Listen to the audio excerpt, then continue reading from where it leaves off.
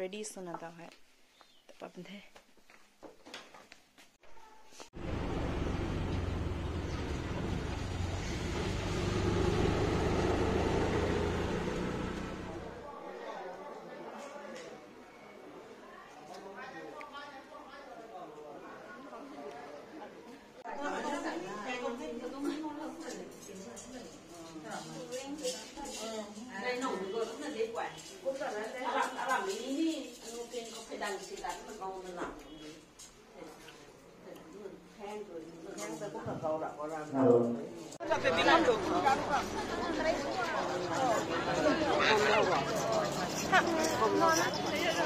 Halo,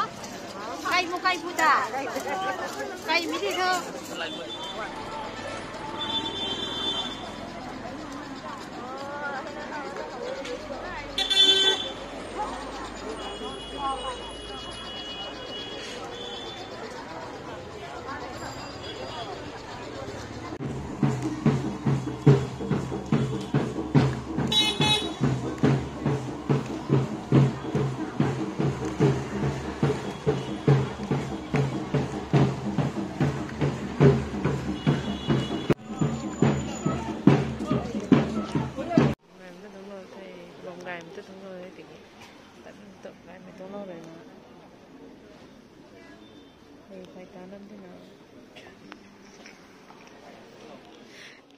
আজকের এই অনুষ্ঠান তথা উৎসবকে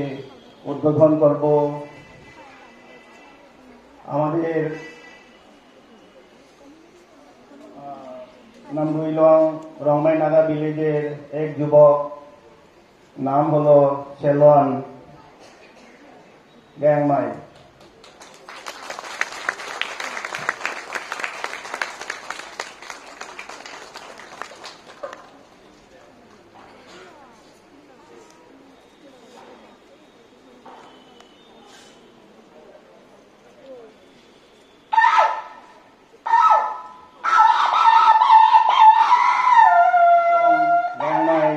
মহাশয় মঞ্চে এসে আপনার এই সিং বাজানোর পরিবেশন করুন।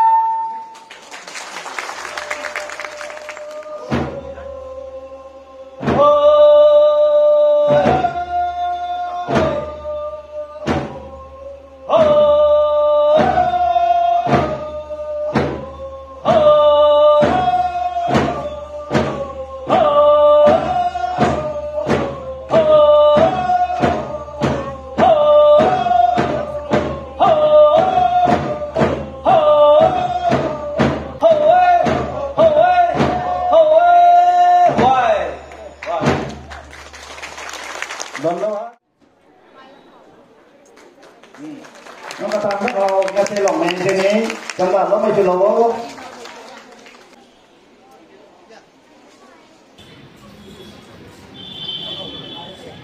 পারম্পরিক এবং প্রাচীন প্রথা, সেই প্রথা দ্বারা আমরা অগ্নি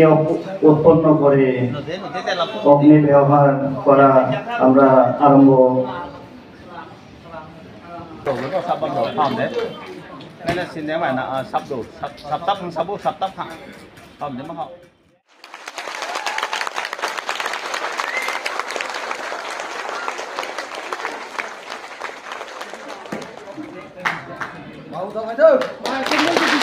Candle gió này hồ, candle rồi.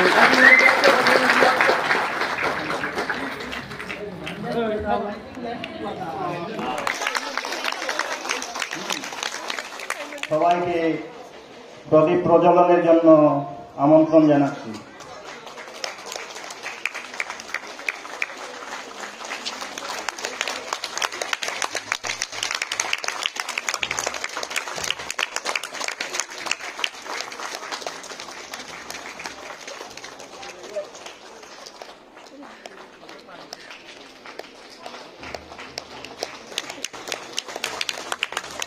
Katang kau apa dia na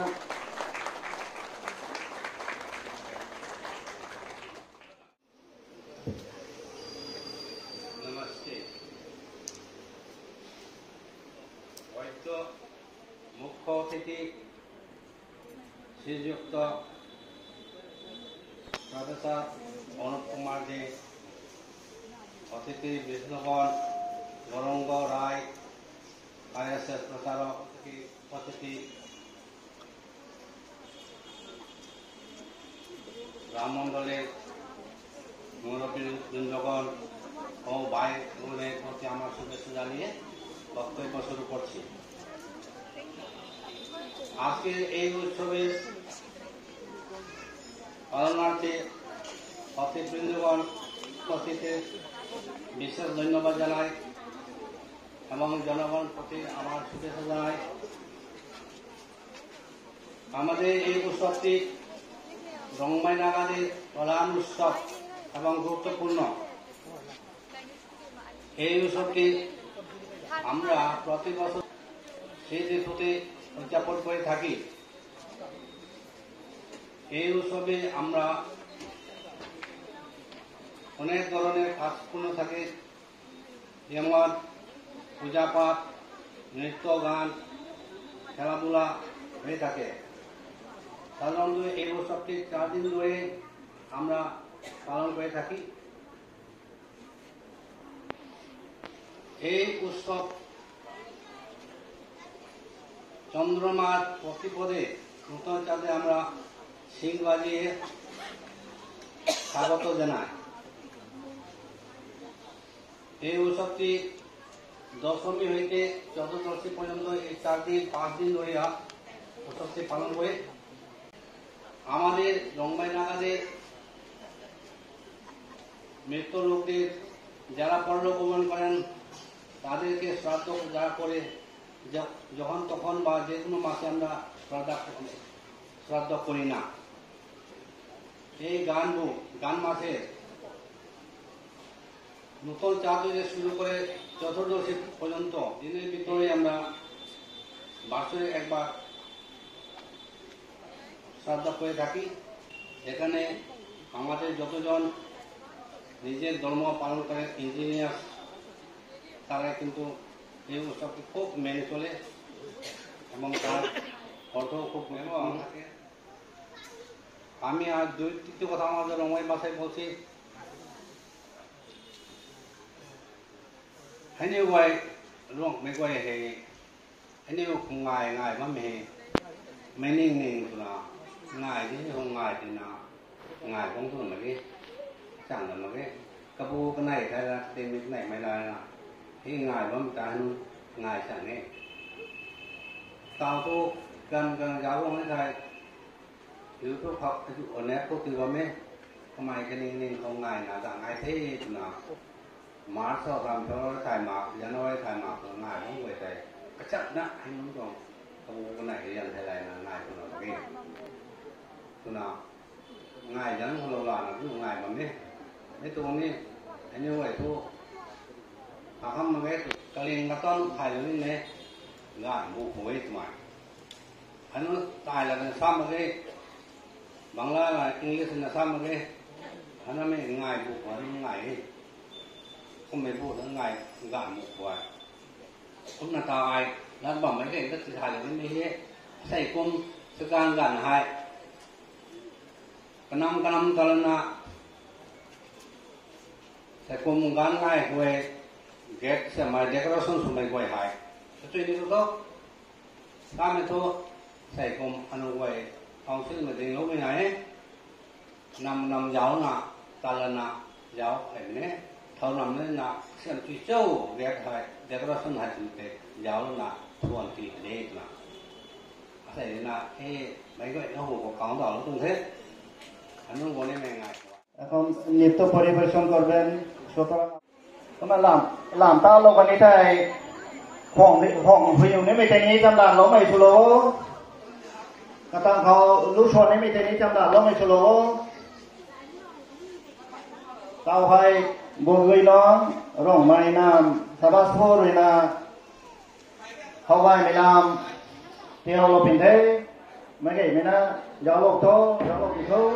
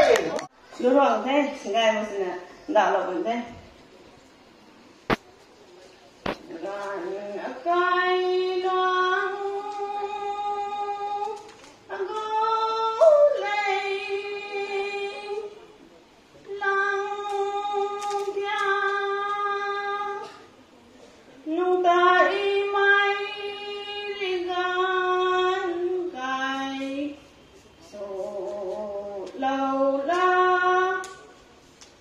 mấy tay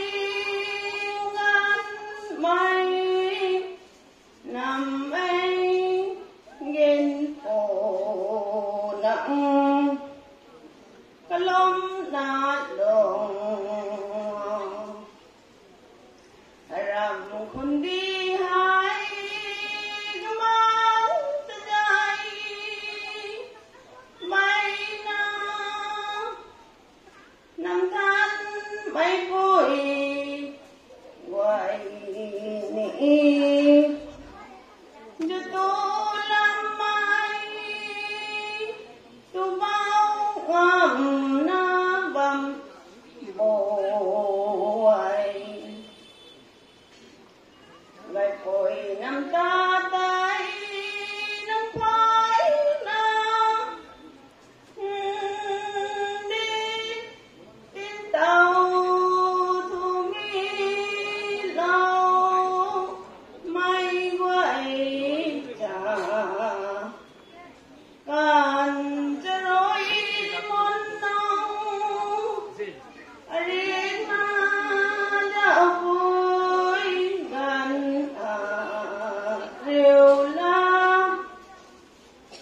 có tay cũng thao thao răng nông tay gần na runa quang ai tại sang ban phố cái tóm đoan tay phong đồ na đến lại đồ đi khi ngang phong aku bên mày làng đoàn mấy phố quay đi phong quang là tu ngam na bam bồi tu na quay có cái loan phong thao lối ngon mang đang nong ta cả tu na quay có tu na quay lại theo si lần na lâu măng cánh kỳ ôm khâu rải gai luôn thian hàn lệ tổ na quay la na lom quam na quang gan pan ram khun đại đội nong khoai đâm la núi tay lâu thạnh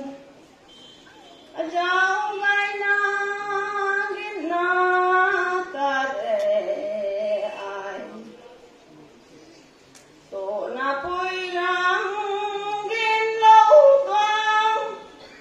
rồi đâu cái loang liang na ta gan quay tay dây la tu na pui ram dây loan quang ai mùng ô cái na ta ban đang xin dây khẩu chuông với mày thành đi gán với mày mày cũng na mày phải na gài na gán na bằng khô tụi nó mới lu hay ai đạo cũng không thấy đâu cô đấy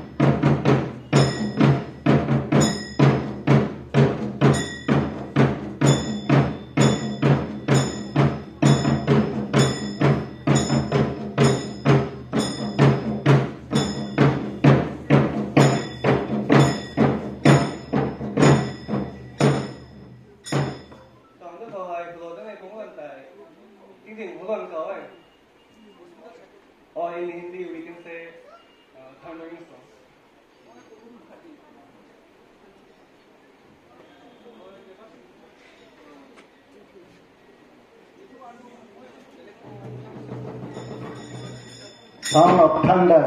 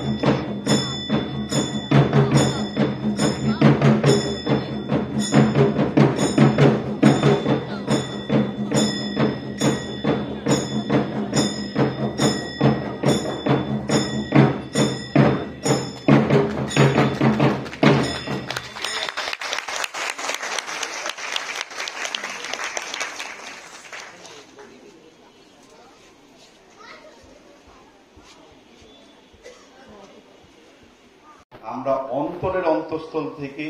ভালোবাসা এবং বড়দের প্রণাম জানাচ্ছি। এই উৎসবকে আরো এগিয়ে নিয়ে যাওয়ার উদ্দেশ্যটা হচ্ছে সবার, শুধু আজকে যারা আয়োজন করেছেন তাদের নয়, সবার। আমার পূর্ববর্তী বক্তারা যেভাবে ইতিহাস বলে গেলেন, সেই ইতিহাসকে মাথায় রেখে কে কি করব না করব একটা আমার মনে হয় একটা জোরালো একটা কনভেনশন হওয়া দরকার, যেটা আমার মাননীয় অধ্যাপক মহাশয় পূর্ববর্তী বক্তা বলে গেলেন। এবং মাননীয় ইমাদউদ্দিন বুলবুল সাহেব যেভাবে ইতিহাসটা ধরলেন,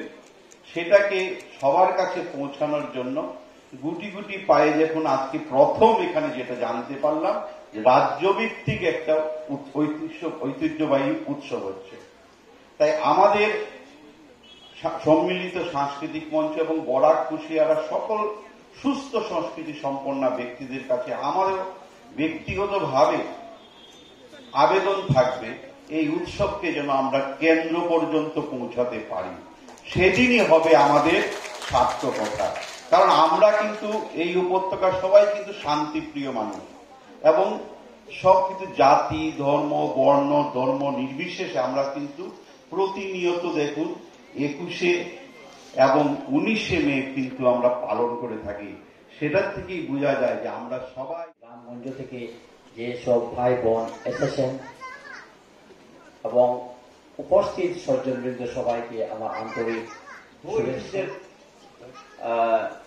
নাগা ল্যাঙ্গুয়েজ, কাবুই ল্যাঙ্গুয়েজ, তার মিনিংটা হল যে সৃষ্টির আদিকাল থেকে যে কাবুই নাগাদের যে আদিম প্রিমোরিয়াল ধর্ম, প্রাইমোরিয়াল ধর্ম মানে আদিম ধর্ম, অরিজিনাল যেটা, যে ধর্ম এবং এই ধর্মের সাথে জড়িত বিভিন্ন কাবুই নাগাদের রীতিনীতি, সংস্কৃতি, কালচার, আচার আচরণ, ঐতিহ্য, পরম্পরা, এইগুলি সব এই প্রাচীন ধর্মের সাথে যে জড়িত, সেই যে ট্র্যাডিশন, সেই যে কালচার, সেই যে আইডেন্টিটি, সেই যে সিভিলাইজেশন, সেইটাকে রক্ষণাবেক্ষণ করার দায়িত্বটা এই কাউন্সিলে দায়িত্ব, বিরাট গুরু দায়িত্ব পালন করে আসছে এবং এটা খুব প্রয়োজন। উপস্থিত সকল সম্মানিত অতিথি, রংমাই নাগা সমাজের বয়োজ্যেষ্ঠ ব্যক্তিমণ্ডলী, বিভিন্ন গ্রাম থেকে আসা উপস্থিত হওয়া রংমাই সমাজের সকল ভাই বোনদের আমি আমার অন্তরের অন্তঃস্থল থেকে ধন্যবাদ জানাচ্ছি। রংমাই নাগা বা জেমি সম্প্রদায় বা জেলিয়াংরং সম্প্রদায়,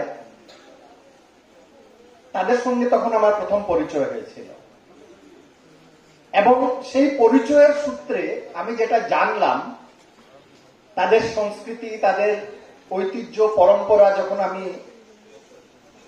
আর স্টাডি করলাম, কারণ আমার মূল বিষয়বস্তু ছিল সেটাই, আমার দুজন রিসার্চ অ্যাসোসিয়েট ছিল, ওদের সহযোগিতায় আমি যখন বিভিন্ন জায়গাতে গেলাম, বিভিন্ন উৎসবে অংশগ্রহণ করলাম, তখন একটা জিনিস আমি বুঝলাম, একটা না দুটো জিনিস বুঝলাম। একটা জিনিস হলো যে নাগা সমাজের, বিশেষ করে জেরিয়ারং বা জেমি বা কাবুই নাগা বা রংমাই নাগা, যে নাগাদের কথাই আমরা বলি, যারা এখনো নিজেদের অতীত ঐতিহ্য সংস্কৃতিকে রক্ষা করে চলে আসছে, যারা বিদেশি সংস্কৃতিতে এখনো তেমন ভাবে পা দেয়নি, যারা এখনো নিজের ঐতিহ্য পরম্পরাকে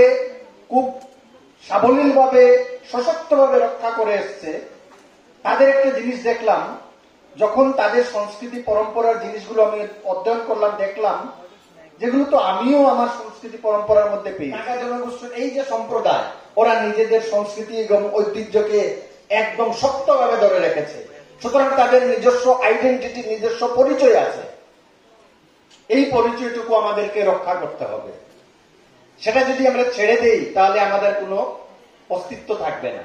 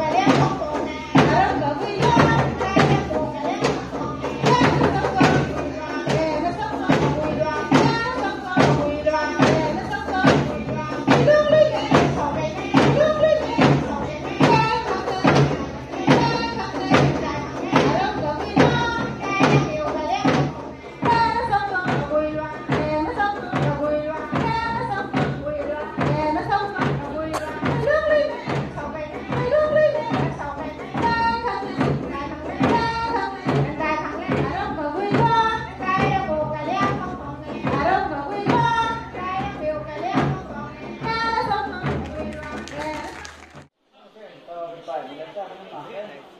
đây là một bộ mấy đứa đại người cái nó một cái này đó này là cái sao cái này đây lên được middle committee business committee dan na pun hai tadi semua sana ni bagi bang kok invite sebelum yang dan na pun hai nah tu đây là người ini tuang business committee haji longkot na asal ni tuang cultural ni tuang ini bang ai boleh research na ni tuang ini kai buang home ni kan tadi dan na pun hai nani tuang cắt lốp mấy tuang nani tuang lắc mấy lever hegoi hai cắt hai hai con bắn con cái này đại là con cột thế con nào cái láo có chuyện là đó mấy con có gang ngày làm thôi sai vậy số gang ngày ní ngày tao không đấy mấy cái có thuộc cái lục tay nó đi thay sẵn mà cái mình đã sẽ thôi mấy con rồi trong first time gì ấy nó phải có cultural program của cái dạng này con nào không có luyện không có ấy mình bay xuống mình đại là không có thế có mấy con có ada tujuan untuk cultural tu nama ikan nak hai lawan. Ini macam puna. Hang nak ni kebab tu.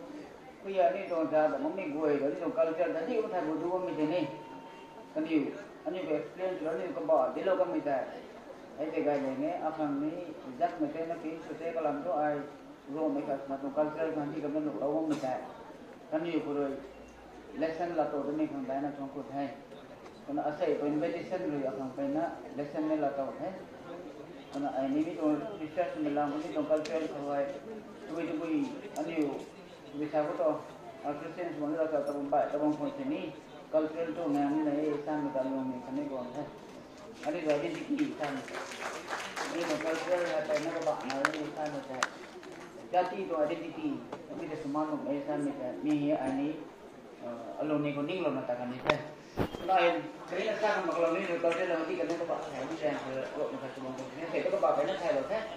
orang ni kan kuni kan ni dah nak diubah nak rawa ni kuni nak kuni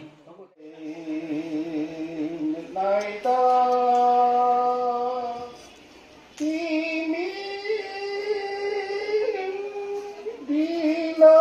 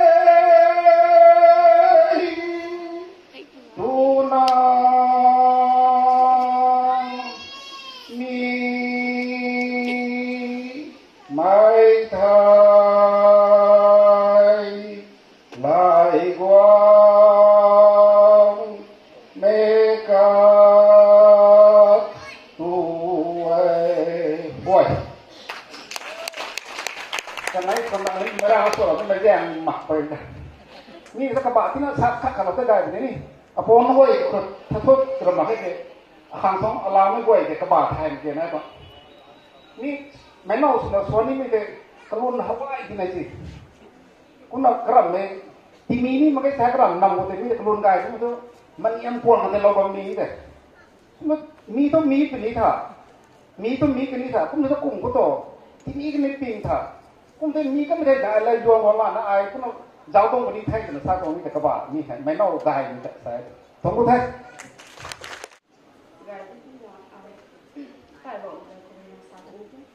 là ai phải sau đó đi mình mà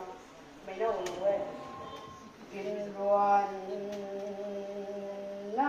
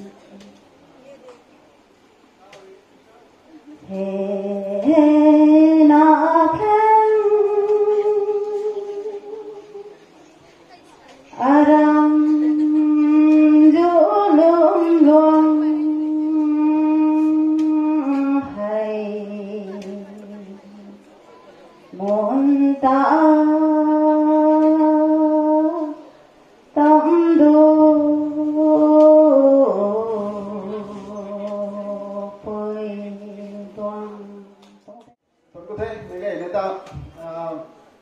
năm thế gồm có mấy chắc không số mấy cái số con thằng nữa tôi nào rằng là thiên thằng có rồi người ta rằng là tên là gồm mấy thằng rồi nào ở giờ thế là bây giờ này thái là thằng tôi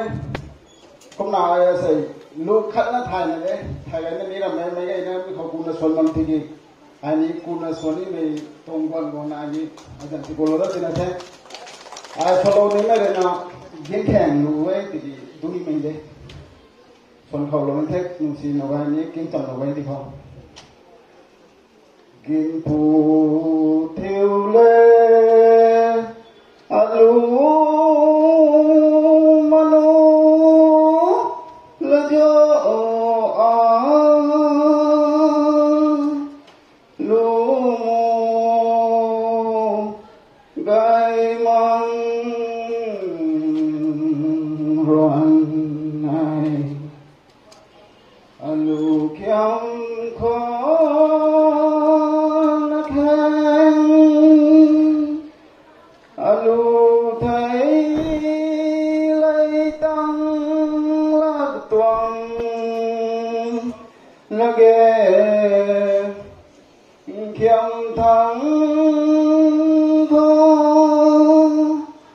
กินปูเลไอจีบนิมังรวนไอจะวันนาดาวตุลากันให้กับเขาจีลานาตูนาตะเบียนปาไดสินได้ไอโมหลวงสลาเจ้าตะสังไม่ขังตะเลียงตีทางอลูไม่ขังปิงบังตัวเงอาแกงแจงดินตากันเอา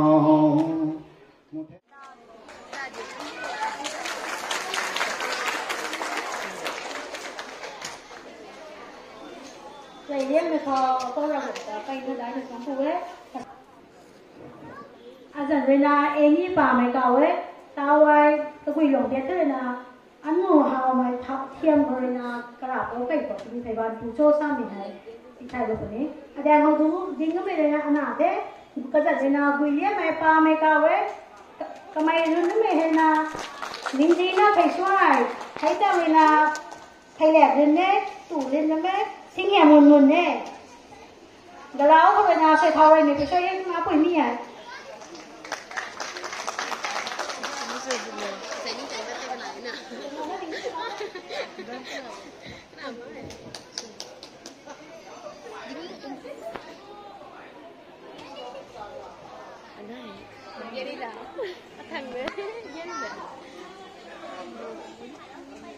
mà thằng học phần này là gài ngon luồng mài tao mai cú mày hai bàn super đầy hậu phải bàn ấy xuồng ngày luôn đấy tao mày hai tao kia nó cắm mày là